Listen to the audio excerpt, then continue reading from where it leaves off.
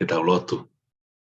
O tua mawhiu mau whawhetai koe aho whakakoloa koe, mau unu mai he ahon pa moe kaweinga whai lotu, wike lotu, wike haamo tonga moe wesiri ana, e pong tu site ko aho tolu, o Sanuare wafe watolu. Mau unu mai ke mau whe wahe aki ai, mau tala noa ai, whe pou aki, whai hano hulu, kini, mo whakaloto lahi maki nau tolu te nau haamo e whatongia e pong tu siteni. Ke lang ia pion haere mai lau mare man on fa mai kaweinga fish mu ka ma no pot floor no ngai himi no ngai o wau ke tu ke toloto monua lau mare man ni pe o fongi ho ngai lau mare ko ngai kaweinga ko fotu ke fai hano lotu pe mo ufia lang ia pion kai ke ngatai nga holo ai waka si fonua ka mai family e tau foko kamata ono fononga ia ke wafa o sisu Christ ka mau wha moui. Amen. Tapu peke e hawhia o toa tau lotolotonga, pako kore peke u whanga e pe ngai whatapu ko toa pe, to wau whakiat, pa me platform e tau pe moko i sisu, ka tā peke whainga maari aho koni ke tau onu mai hange ko e kawe a lotu ko tau kamata, tau nonu mai pa me kawe ngā lotu, o e pong i tu site, ko aho tolu, Sanuari wafe watolu. Kawe ngā whai lotu ene wike lotu, peko wike haamo, ta ui peko wike ku, toko naki pe whakatonu ai e kāpasa flaua e Wesiriana ko toa pe, ngai whamiri o Wesiriana, au maa e mea te pua tau ngai mo ui whafoi tui isa, na kua hu mataniu ai, tala noa pa mo e tāpua ke aho koni, kai lawe ai, ai Karistiane ko toa pe, e wike ko ni kamata anga e wike tau fo o Sanuari wafe watolu. Kai e tokoni pe, o tui e tokoni au pito, e tau wahe koe mo kini ko ni ke tokoni e ka te motolu te mo ko whatongia ki motolu, mo kau whaifikau, e ngai whaianga lotu, i muri, ka mātongani pe whoki, teunga ki motolu ke mo whai ai whatongia, whai lotu e pongi, tu site ko aho tolo Sanuari wafe watolu. Kage te lau pe ai kaweinga, te fito i kaweinga, kai ke ngā taipa mohono no uho, pe koe kanoloto ai kaweinga koe ni, ai wiai ai whakawhitai, pia moe huwhia, lau mo mono ngahire soni hulu, patau whambi ke to o mai hangahi me alalahi mi ai ke whaihatau tala noa pe mohono fongi, pe ke highlight ngai mea ko ia ke to koni ka te motol kau whai lot pong tu site, ke whai ai homo teu, whai ai homo lotu, whai ano o whaki, ai kaweinga atu maki motol, ke mohanga tataki ake siasi, ake lotu pe mo hufia, whakawhitai, pe mo lotu hufia. Kai ngā tai aunga pe tau wahe ko ni, pe tau hulu e kaweinga pong tu site, ka te tau tol kau lotu, kau me mipa e siasi, kau Wesiriana. Te tau o ate he pong ko ni, tau si o pa mo pui tua, mo whakau, tau o si mahino i ka ki tau tolu. Ai te fito e kawe ngā pa mo e hangai, tau lotu whakawhita i te tau whai, pa mo lotu hofia te tau whai, o te fito pe i te fito i kawe ngā, mono himi, mono fola, pe te tau mamata, pe te tau whanongo rewa ke tonaki mai he lau marie, tō taha whai lotu, pe tāki mua lotu e hako ia, pe te taimi te tau whetaiaki pehe. Whetaiaki pehe ai, tāki mua lotu, moki tau tolu kau lotu, te tau tui ai e maa whana. Pe ai e tari lotu, hiki ai ngahi ala muhu ai tari lotu, te tau mau e mawhana ko ia, pe hoko mai ai lau mare mano ni, ke taki tonu ki tau tolu, i e tau fo o ko kamata hono whanonga ia e tau wafe watolu. Kage, koe kawinga e pong tu site, aho tolu Sanuari wafe watolu, kawinga lotu ene wike lotu, ai koe kawinga te fitou pehe mai, ko misiona ai siasi ki he ulu e whanua, he taau whiriwaki o seni turi wataha. Koe foi tai tolo ia. Theme. Koe te fito i kaweinga. Sai, i he uho rewa te fito i kaweinga ko ia ko whokotuu mai ki nau tolu kau taki mua siasi. Ke whai ai e tau lotu, kaweinga lotu hufia e pongpong tu si te. O kui ai rewa e whakawhetai. Ai koe whakawhetai kon te tau whai ai, te tau pehe. Whakawhetai, i he whakalā koi fie le leia e na awhi fio King Tupawono, po Queen Charlotte mo Queen na Naspau isa, pe whakawhetai o hao pe maru pe e whare o haa moe o fō, Prinei Princessi Charlotte mawhire o pirolev tuita, ka maa Prinesi Tupauto a uluka lala, pe ki whakalau maari e le rei pe e whare o hou e ki, pe moe kau tau i whanua, whawhetai o kei wiringia e whuka mo kolosi, ke whakamahino koe o tua mo tonga ko hoku tofia. Koe whakawhetai ia. Tūnga ia tau whakawhetai, koe kei whakalā koe fie, le leia e na āwhiwhi o king tupou ono, ka mā koe nana spau, ka mā e whare o tupou. Mea ia ke tau hoho e whawhetai, ko te whito ia o te whito i kawinga, ko misiona ia e siasi. Misiona e siasi ki he ulu e whanua. Ulu e whanua he tau nofo whakatuku whakahalo, he tau nofo whakatonga, e nofo e pure anga o tau ki whanua masiwa, whanua ko tuku ki orunga, ko no ulu en, ko no ulu pau ke tau lotu whakawhetai, he kei whakalā koi fie, ai na āwhiwhi, a kei taha puake he o tua, ai tamatu i kau mai tahine kuini, kau mai whare o tupo. Koe raki whawheta ia. Hūwhia rewa, ke tau hūwhia ke tau hākia kia e o tua, koe tū ki mua e tau mea kotoa pe. Pea kei whakaivia ki nau tolu e laumāria maandoni ke lakalakai monu a ene pure mohono poke o e merino mo e whamau to tonu i he whanua he ta au wheriri waki o e senturi wataha. Mea ke tau hūwhia, tau hākia kia o tua koe tūki mua e tau mea kotoa. Pea te tau tau kakai, hou e hiki kakai o whanua, kainanga e whanua, kau mai hou e mo e taha, mo e tonga kotoa pe. Pea kai ke ngātai pea kei whakaivia ki nau tolu. Ai koe ki nau tolu ko ni o tau tala noa ia ke hufanga he whakatapu ke whare o tupou mo e ka whare o e nā whiwhio. Koe ulu ia whanua. Ke whaka i via ki nau tolu e lau mare maanoni. Kai ke ngātai pea kei lakalakai mo nua ene pure. Mono puke o meri no mo e whamau to tonu e whanua. Mea ke tau hufia, ko tau whatongi ai. Ko te whito ia, ka veinga ia, o e pong tu si te aho tolo sanuari, ko tau hufia ai whare o tupou. Kai ke ngātai pa kono le soni huru e sāmi fitua, vesi ulaki e vesi ua, pia mo e vesi fitu, ka maa foke kōsperi, hiki tohi e luke, wahe wanoa, pa koe vesi ua, pa mo e vesi ua nima. Ai te ulaua pia ngo vesi koe ni, sāmi fitua, vesi ulaki ki he ua, pa mo e vesi fitu, pe he e Elohimi. Fuaki ki he tui ho halanga whakamau io, ki e alo o motua tui ho whaito tonu. Kene whakatonu mā oni a ngahi mea ho kakai, mo whai whakakonu stu tone ma ho kakai vai.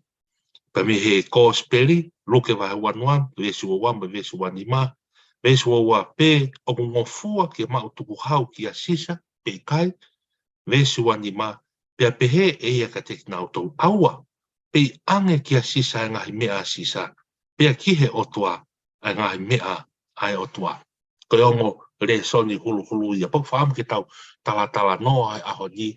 O mai ango le soni hulu ke ni hanga hulu ngia e ongo kawinga. Ai kawinga e whakawhetai ai moe konga e hūwhia. Mana tui koe whakawhetai pe moe hūwhia ko ni koe kano loto pe koe uho loto pe ia. O te whito i kawinga o e misiona e siasi ki he ulu e whono heta au. E whiriri waki e senturi wata. Tau whatonga e koe whiriri waki o maaria ia apito, hono whotu mai e whiriri waki o senturi wataha, i he ta au e mamani a i tonga. Hake mai ngai whakapolitikare, hake mai ngai ta au ke wai ai tokua e to tonu e tangata, ki hene pūre, ki hene koroa, ki hene mea. Wai ngai hake mai ngai to tonu ia mai ngai whakapolitikare tai meni i, ke pehe ke hae ngai whai tutu unia, kautaki, pa mai uru e whono kaike. Tau whapa apu kotoa ki tau tō, ngai whetā whapolitikare koe, ka koe uhui mai koe, ka koe mea ko uhi ngai koe tala, no koe whiriri wakia, koe senturi wataha o uhinga ke kawenga. Hake mai e teknolosia, hake mai e tāu e, anga mamani lahi ko ni wesi te, ke te lava wesia, influence, affected, ai mu ui, ai tau tala tuku whakahola mena tau tupu hake ia tonga. Ke ia e whare e tu, ia e whare e hou e ti, o ki nau tolu e taki, mu ai whanonga, wai ai pure anga. O ia e tua, ko ki tau tolu, ko tau whatongia, ko tauhi o tau hou e ki, tauhi o tau kautaki e whanua. Te koe whaino hino pia ai wholofora. Pa koe whatongia ia e tu ia, pa moe whare o tupo, pa moe hou e ki, o koe nau ngawha ki nau tolu, he whina ngalwa i ki, hange koe sāmi fitua e ahon. O ku lotu e whatsa me ke whaki ke tamatui, whaki ke kautaki, ai halanga e whakamau, whaki te natura e whaitotonu, o anga ha iwi, mua mālohi. Ai ko tau whatongi ati tau tau ka Wesleyan, ka ngā Karistiane, o kai ko tau nofu tau whakamau ki nau tolu, hufanga e whakatau. Ko tau whatongi ati tau lotu o hufia mā ki nau tolu. E koe whakamau tala noa ki ai whorofora ai. Koe whakamau e o tuaia. Whakamau e whakamau pe o tuaia ki tau tau whatatau ko tau ngai ngā whawhatongi ia. Koe whakamau e o tuaia whaika te nau tau. Nei ui ki nau tau. Nei polo i pe ki nau tau ke māmani ko ni ke nau hoko ke whare o tupo. Ke hoko e tamatu i. Koe tui o tonga. Koe hui au sione wahe tāni mā tala noa e whorofora tonu a sisu. Nei kaiko ki mō tolu na e whiri au. Puna si kako sisu. Ko o tua nane whiri ki tau tolu. Tau tui e whanonga, ai o tua mo tonga ko hoku tofia, ai whanua na e tuku ki lani. O tau fau kotoa pe he paromes, mo i whinangalo, mo i whakatutu ai o tua, hei kai hala ha me ai, me palani mo i whakatutu ai o tua. Pea koe ne ui e. Koe ia ko tau ko tau nou nou, mo i ngai mea koto, ko mea ia tau tau. Ko tau nou nou aki nau tau, mo i ngai, ko mamat ko tau whanonga, i whanonga ko tau no, ko ka kai pe ki tau tau, ko i anga hala pe ki tau tau, ko tau nou nou he awa e o tua. O kai ko haa ki tau tau, ia e whakamau. Ko i whakamau ko mea pia e o tua. Tau tau kone kau whai whekau, kau taki lotu, kau malangai wholofola, e whakamau i pe ki tau tau, whatatau ki ho tau ui. Ko mea tala noa ki ai e wholofola. Kai ke, maari ia o mai ka veinga a ni pakutu ko ke whakaloto lahi e ki tau tolu kon ke tau whai ai whai roto e pong tu site ko na tolu sa anuari wafe ua tolu. Ke whakaloto lahi ke whapapau ke uhinga ia tau whai ai lotu whawhetai, uluaki whawhetai. Mea lalahi e ua ko whaamu ke hului, ke whapapau i o ke hanga tō taha whai roto hului e ka veinga o e konga whawhetai. Whapapau ki hanga whakawheta ia, ke whapapau i koe tau loto, hanga tau whakatata noa gane nai. Koe tau whakawheta ke o whongi ke lea e taha kotoa siasi. Lea e taha kotoa o tau whakawheta i ki e ki. Koe ngā koe kei whakalā koi whi. Ai whare o tupo. Aina āwhiwhi o tama tu i tupo wono. Kau mai kuini o whina o tonga, kuini nana sipau. Kau mai hona whare. A mai taine princesi, mo ngai maa kotoa peo e whare tupu. Koe olu ia e whanua. Tā noa kia e te whito e kawinga, koe misiona e siasi, ke tau heki, aki ai whakawheta, mono huu whia, ke kei moni monu moni tonu ai ne pure.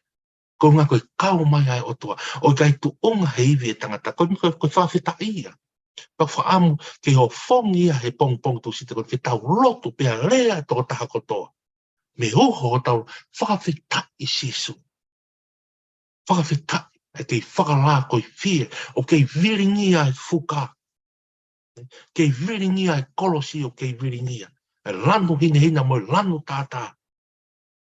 Kei toka ringo e meri no i tonga. Ko ngā koe kei tuu e whare o tupo. Kei pouaki. Kei taki e lotu. Kei taki e pure anga. Ke taki a rileo e ako, ke taki a lotu mo mea kotoa pe. O nau ke taki a. Ko ngā pe koe eiki ko Jesu Christ. Mea lahi, koe mea lahi e ko whaam ke e ua e konga lotu whawhetai. Ko whaam ke tau tōkau taki ke o whongi. Kai ke ngā taki ai vesi konga hono ua mea lahi ke e konga whawhetai ke highlight ia. Koe kei viringia e whuka mo kolosi. Ko o tua mo tonga ko hoku tofi. O ko kei tonga pea tonga. Ko ngā ko Jesu Christ. Tako ko konga whaam ke tau lotu hange ko. O hatu rewa ki ai e sāme fitua. O hatu rewa sāme fitua. E lotu ko ne whai he patu sāme ko ni. Ke tāha pue kina mai ai tama ai tui. Ke tāha pue kina mai ai alo motu a tui. Ko whai toto nuke ke whatontona ke maa oni. E ngāhi mea kai mea ki hono kakai. Ke whai whakakonistu tone. Ai de mea kotoa pe. Ko tau ngā ue ke tau whai, ke tau hange, ko sāme fitua, ke tau lotu ke tāpue kina. Ai whare o tupo. Heo kei viringia ai whuka. Neongo e ngahi mata au, neongo whetā aki ai politik kāre mo e ngahi tāla mai to tonu e tanga i kai. Tai, koe hanga pia mata au, koe ngahi hala whono ngā pia. Kako kei viringia pia ai whuka. Kai unga tau kei tu iau ke piringia e fukai tonga. Iau ke malanga I pe kosperia I tonga. O te ai ke whakatanga ia. O ke talaki pe a wholofola. O ke ata pe tau ata ina I tonga ke lau ane wholofola. Ke lotu, ke fua ne kawen. Ke tau ata ina pe tonga ke whai ngai ngā whakotoa. Ngai sias whakakaristiane. O te ai ke whakatanga ia wholofola mo uia mono talaki e wholofola. O ke piringia pe a kolosia I tonga. Ke viringia pia kolosio e kosi suklaisito. Ko ha au pia pe mo auto no. O ka pau puta ko e tau ko ke viringia. Ka ku ke viringia e kolosi. Ko nga ku ke ata whanga mai. O ke o mai he whare tupo e ho e ki mo ulu e whanua e whainga mai. Ke teke e lotu. Teke e ako. Teke e ngā visone me misiona ko toa pe. Ai whare o tupo ki tonga. Pau tau whawheta. Me aia whaam ke kau koe mea hono ua I whaam, ke kau I he lotu ke o whongi he ko ngā lotu whawhetai. Uruaki, koe kei whakalako I whia whare o tupou.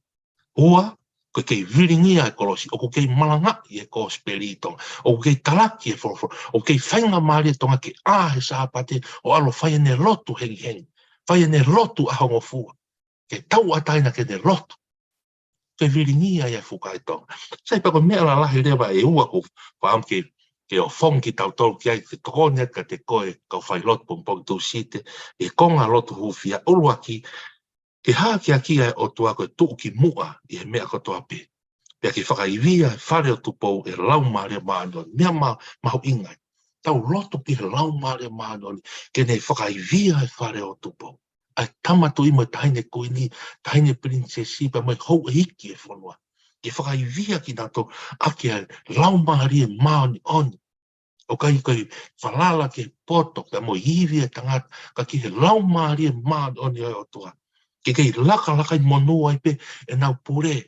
Ke kei puke e merino. Ke kei whakamau e whakamau totonu ke hākia ki e rome ki nā mo masiwa. Pa ke whakamau e whai hala.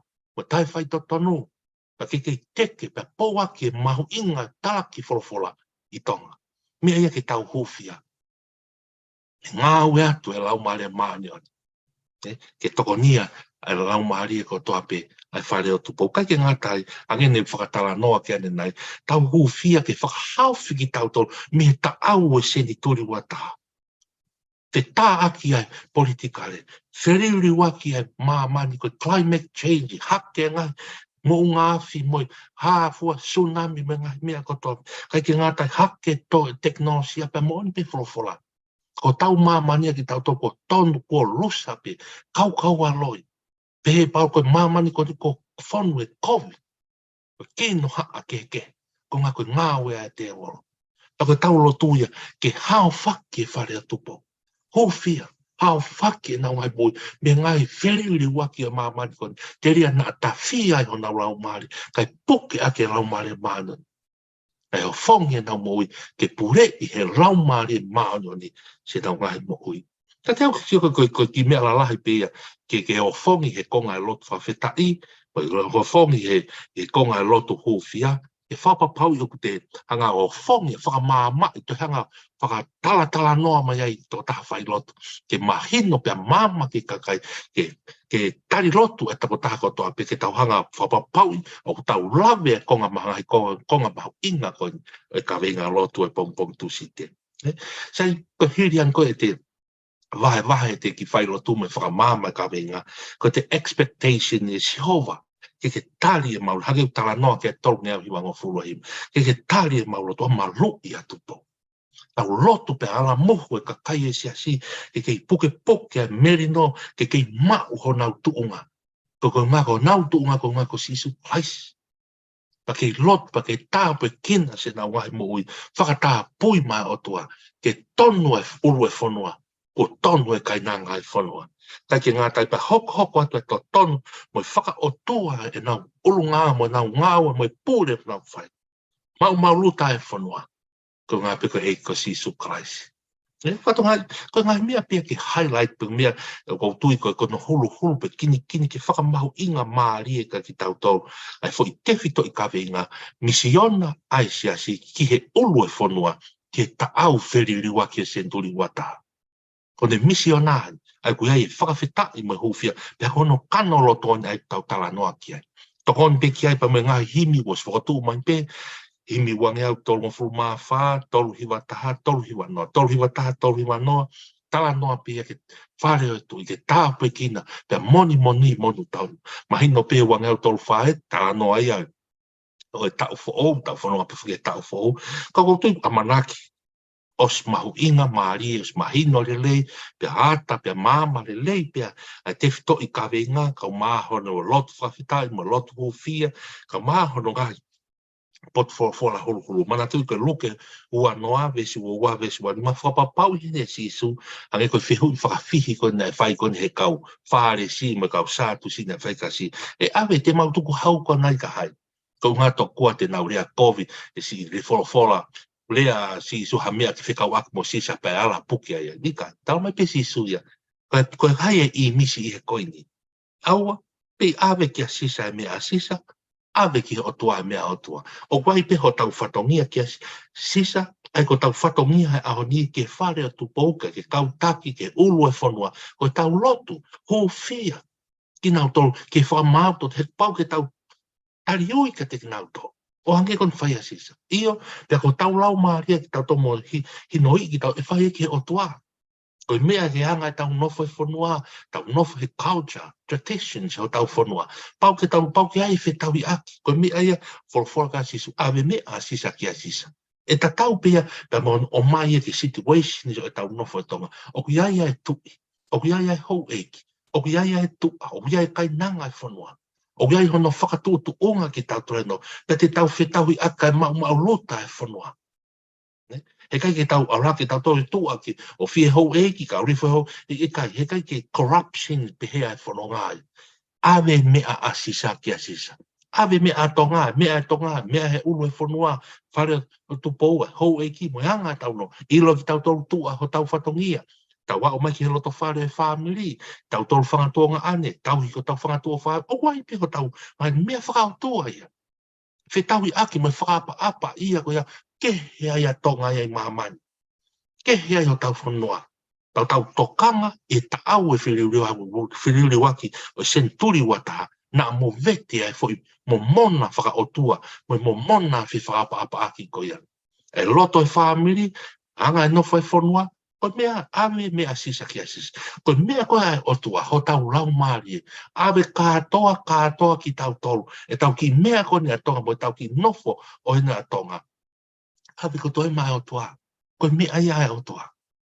E kake, ko to koni a luke wanoa vesi wa pa mo vesi wanima ke konga koni ke tau whakawheta ma maafo ke tau hufi ke hanga hulu ko uhinga ia o mai ke tau tauhi mo tau hufia ai whare o tupo ko ulu e whanua e koe whahinohino e wholofola ka te au os mama whi unga pēia e to koni ate o ake hanga wholofola hulu ake e kong kawe inga whakawheta i ma hufia manatui ko whawheta i mai hufia, koe ko hatu e kawe inga kehe e ua, koe onga fo i kawe, koe fo i kano loto pia e lotu whawhi, koe lotu, koe kawe inga lotu i olunga.